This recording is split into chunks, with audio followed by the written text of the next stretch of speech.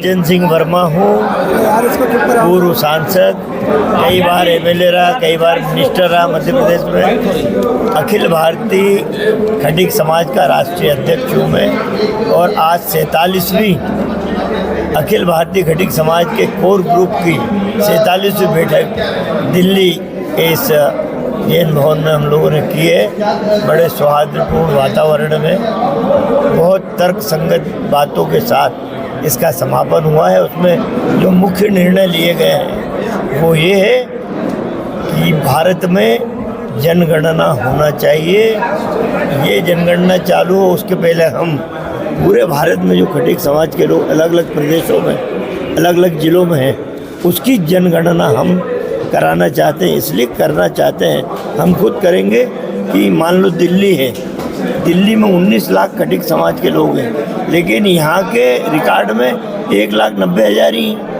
ऐसे कई प्रदेशों में संख्या बहुत है, लेकिन रिकॉर्ड में जान करके बोल लीजिए, दुर्भावना से बोल लीजिए। इसलिए हम अपनी जनगणना खुद करके वो सारे डॉक्यूमेंट हम राष्ट्रपति, प्रधानमंत्री, लीडर अपोजिशन लोकसभा, राज्यसभा, इन सबको हम वो देंगे ताकि जो नया सेंसेक्स है उसमें हमारे लोगों का नाम हो। दूसरा, कई राज्य 12 या 13 राज्यों में तो अभी खटीक समाज को अनुसूचित जाति में है, कई राज्यों में ओबीसी और कई में सामान्य है। तो हम इसके लिए एक बड़ा आंदोलन दिल्ली के जंतर मंतर पे अप्रैल के आखिरी सप्ताह में करने का निर्णय लिया, ताकि सरकार की आंख खुले कि जो विसंगति है, जब खटीक समाज 12-13 राज्यों में अनुसूचित जाति में, तो दूसरे राज्यों में ओबीसी क्यों हो, दूसरे राज्यों में सामान्य क्यों।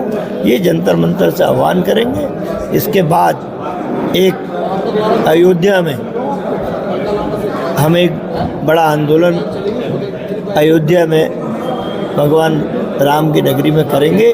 यदि सरकारों की आंख नहीं खुलती तो ये कई महत्वपूर्ण निर्णय, एक हमारी राष्ट्रीय कार्यकारिणी का पुनर्गठन, रिस्ट्रक्चरिंग करेंगे। अलग अलग राज्यों में जो हमारे प्रदेश अध्यक्ष हैं उनका भी हम रिव्यू करके रिस्ट्रक्चरिंग करेंगे। तो क्या लगता है, आप जो धरना करेंगे जंतर मंतर पे, उसका कितना फ़ायदा आप लोगों को मिलेगा? जंतर मंतर पे जो आप लोग धरना करेंगे, देखिए, जंतर मंतर इस देश की ऐसी जगह है यहाँ से आवाज़ गूंजती है, वरना चाहे बीजेपी की हो चाहे कांग्रेस की, ये गूंगी बहरी सरकारें होती हैं, इनके कान में आवाज़ जाती नहीं है।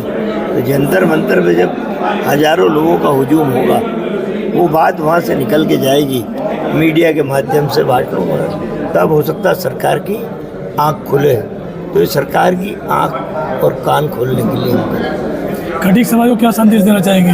खटीक समाज को यही संदेश देना चाहूँगा कि जनगणना शासकीय जब आरंभ हो, उस समय मैं सज्जन सिंह वर्मा, अनिल सोनकर शास्त्री, सुरेश सोनकर, ये नहीं, सज्जन वर्मा खटीक, ये शब्द उसके पीछे आ जाने चाहिए। हम अपनी जाति को सर्वप्रथम उसके नाम जब जनगणना में आए तो खटीक लिखा हुआ होना चाहिए, तभी हम सही माने में अपने लोगों को लाभ दिला पाए। धन्यवाद सर। और राष्ट्रीय अध्यक्ष बड़े भाई सज्जन सिंह वर्मा जी, शास्त्री लाली जी, एक तिरंगा समझ है।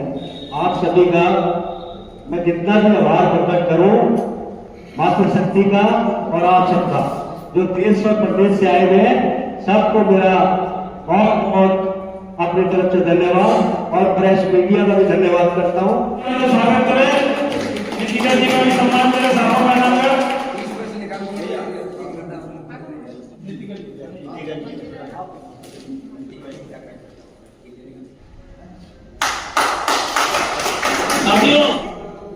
और उससे पहले मैं जिलाध्यक्ष रही। शुरुआत मैंने राजनीति में पापा की डेथ के बाद से शुरू किया मैंने। उनका 2012 में देहांत हो गया था।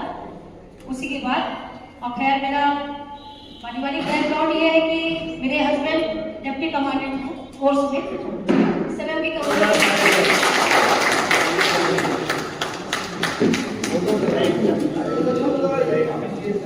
अब मैं बोल करूंगा श्री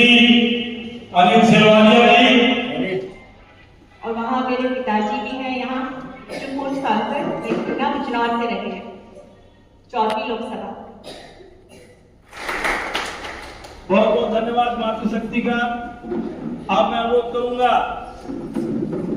हम लोग